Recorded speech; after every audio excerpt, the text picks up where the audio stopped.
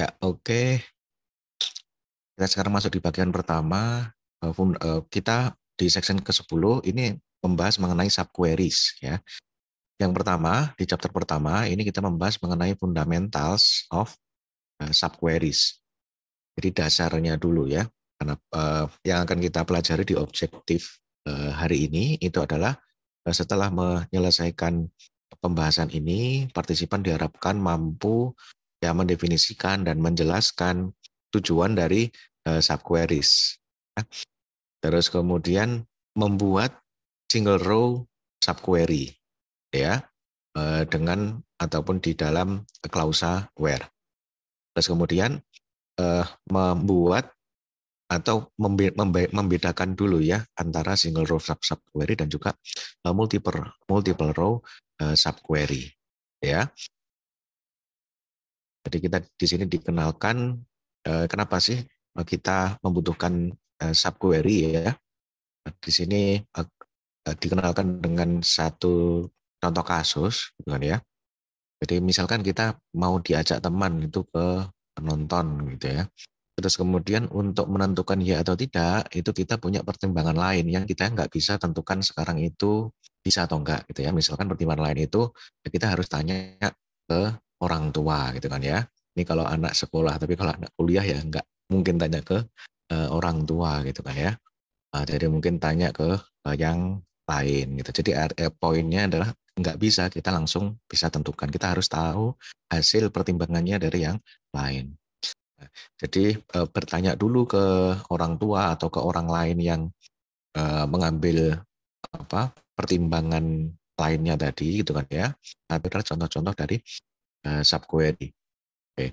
Di dalam SQL subquery ini memungkinkan kita untuk mendapatkan informasi ya bagaimanapun bentuk ataupun kondisi dari data yang kita punya.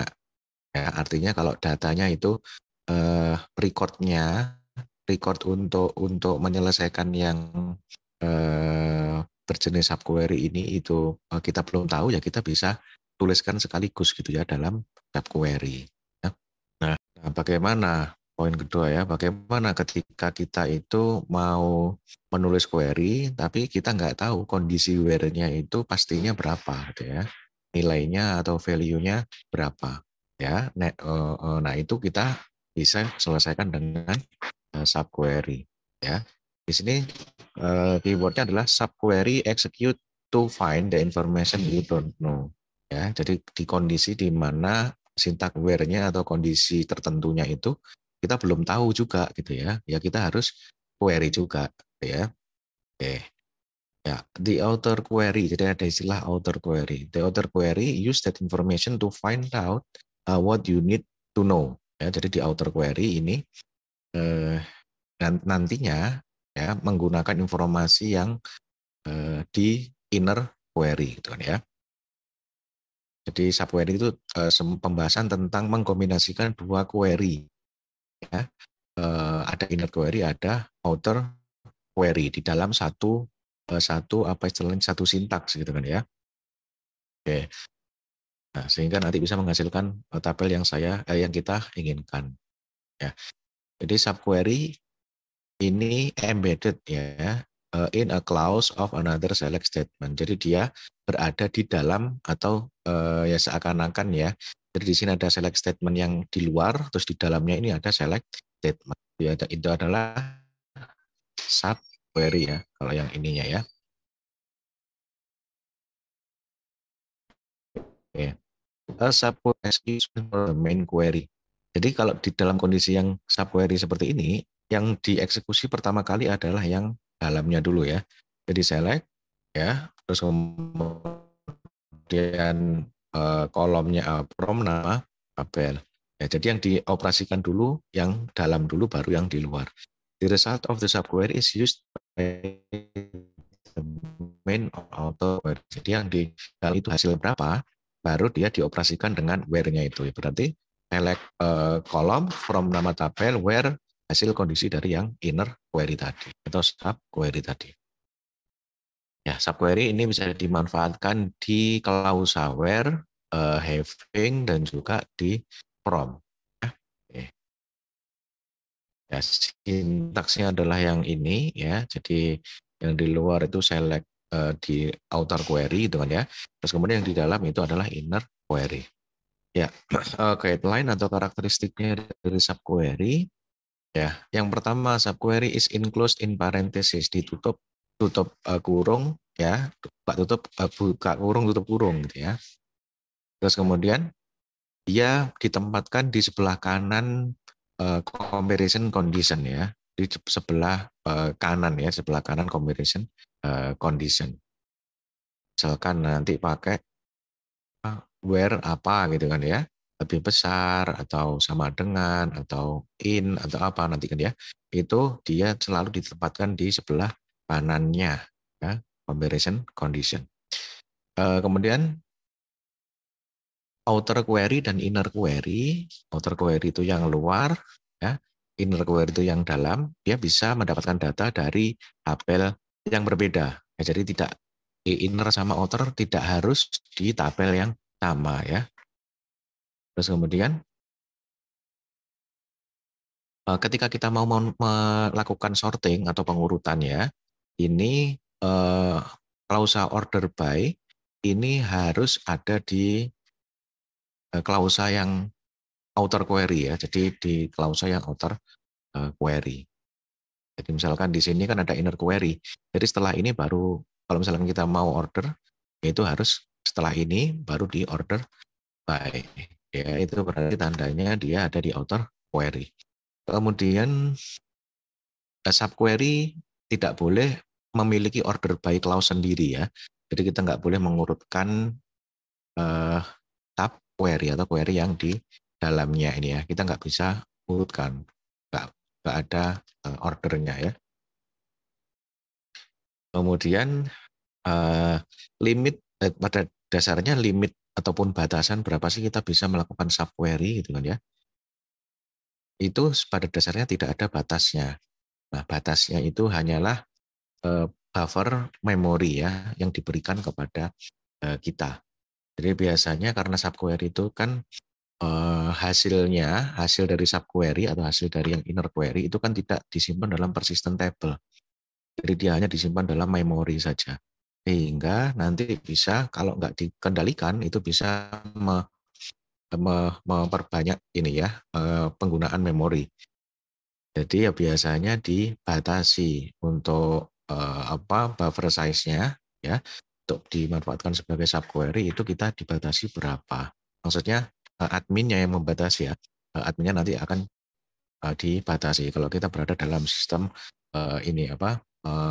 administrasi database gitu ya. Kemudian di sini kita dikenalkan ada dua tipe subquery ya. Ada dua tipe subquery. Ini yang pertama single row subquery. Tandanya adalah lebih besar sama dengan, lebih besar sama dengan, lebih kecil tidak sama dengan, lebih kecil sama dengan gitu kan ya. Karakteristiknya single row subquery ini dia menghasilkan satu row atau satu baris saja di dalam inner query. Kalau yang multiple row subquery, dia menggunakan multiple row operator ya, ada in, ada any, ada all ya. Dan dia menghasilkan lebih dari satu record atau baris ya dalam inner query. Ini adalah contoh subquery. Jadi di sini konteksnya adalah ada suatu database atau tabel ya, tabel employees.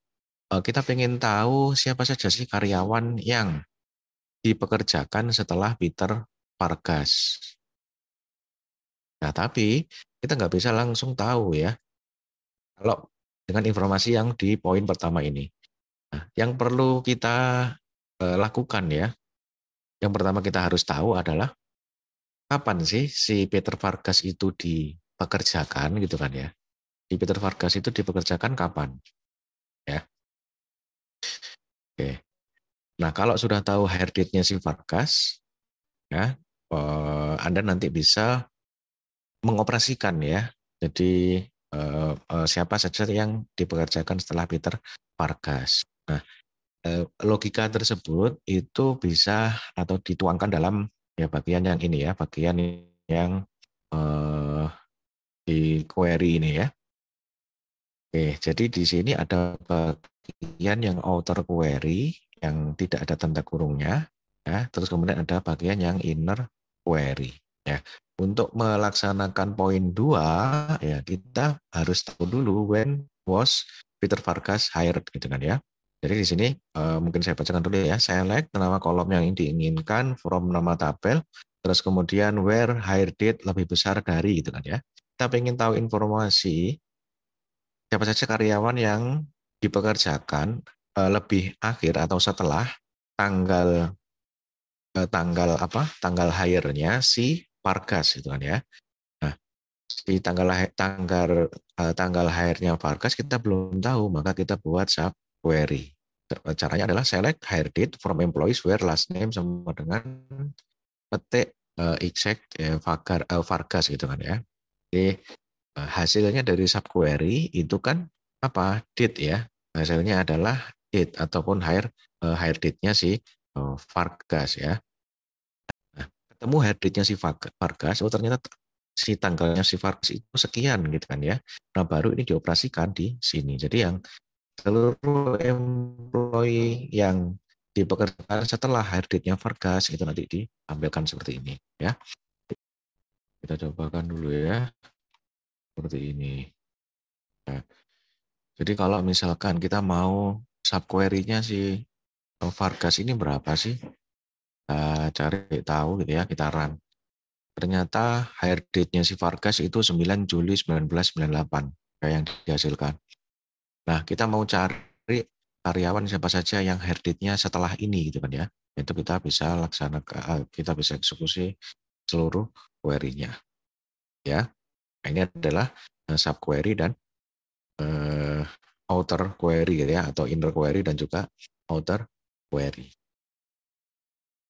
Oke, terus kemudian subquery and null. Nah, kembali lagi null itu sebagai value ataupun apa maksudnya suatu pembahasan yang walaupun dia tidak ada value-nya, tapi kita harus tetap perhatikan ya. Oke. Jika subquery ya, query yang di dalam itu return-nya null ya atau no rows ya, outer query ketika dioperasikan dia akan menghasilkan null juga gitu ya. Dia akan menghasilkan null juga. Tandanya null itu nanti ada keterangan no rows ya. Karena membandingkan seluruh value dengan null itu hasilnya adalah null ya. Jadi misalkan yang di sebelah bagian bawah ya, yang ini misalkan gitu ya. Nah, di sini hasil query-nya sendiri ya, saya teman-teman ID from employees, last name dengan grant. Nah, si grant itu kondisinya adalah dia sudah jadi tercatat sebagai karyawan tapi belum punya departemen ID, belum ditugaskan di suatu departemen, mungkin masih trial gitu kan ya, masih percobaan. Nah, dia nilai departemennya nol. Nah, maka di sisa query-nya itu nilainya nol, sehingga ketika dieksekusi seluruhnya, ya, artinya dia kan outer query-nya dibandingkan dengan atau menggunakan kondisi hasil dari subquery ya. Nah, ketika dievaluasi apakah dia sama dengan nol atau tidak, maka ya hasilnya ya no data found ya, karena semua value dibandingkan dengan nol maka hasilnya juga akan nol gitu ya. Oke. Jadi nah itu penjelasannya seperti itu ya. Jadi grant itu nilainya nol, kalau dibandingkan ya makanya hasilnya juga nol. Oke, ini adalah terminologi ya atau istilah-istilah ya, istilah-istilah yang ada di dalam pembahasan ini ya. Ada subquery, ada inner query, ada outer query ya. Ada juga single row subquery dan juga multiple row subquery.